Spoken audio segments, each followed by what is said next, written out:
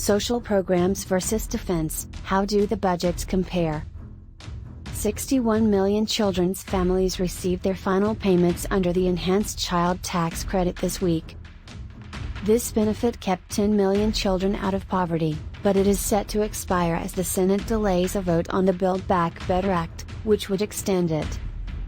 At the same time, the Senate approved a $778 billion military expenditure budget on the same day these last payments were made, 4 times the annual cost of the whole Build Back Better plan.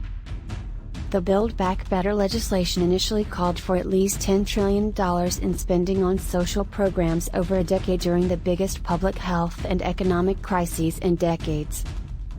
However, Republican and some Democratic opposition pulled the idea down to $3.5 trillion, and now to just $1.7 trillion over 10 years. Even the lowest figure barely made it through the House and likely faces further cuts in the Senate. Accordingly, Medicare will not fund dental care for seniors because of the reduced package. The cuts also affect child care and climate-related services. Senior hearing aids, paid family leave, immigrant protections, and the child tax credit could all be lowered further or eliminated outright as debate continues. All of that scrutiny vanished when it came to the highest peacetime military expenditure in history. The most contentious sections of the recently passed 2,100-page military budget measure were discussed behind closed doors and passed the House just hours after it was made public, implying that members of Congress couldn't possibly have read the entire document before voting. Here are some contrasts between the recently passed military budget plan and the Build Back Better plan that some senators claim is too costly. Congress has decided to spend more on protecting the world's oil supply, at least $81 billion per year, than on the Build Back Better program to combat climate change, at least $55 billion per year. Last year, Congress spent more on Lockheed Martin, $75 billion, than on the Build Back Better proposal for preschool and childcare, $40 billion.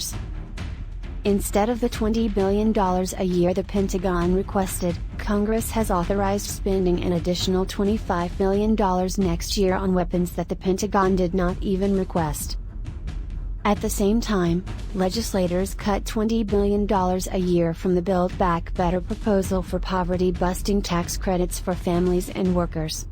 Congress has decided to spend more on the Space Force, $17.5 billion next year, than on the Build Back Better program for uninsured Americans' health care, $13 billion per year.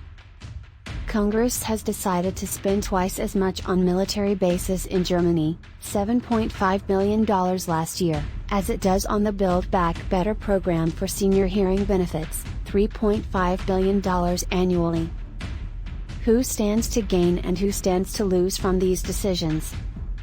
Don't forget to like and subscribe if you liked this video. It supports our production and distribution efforts.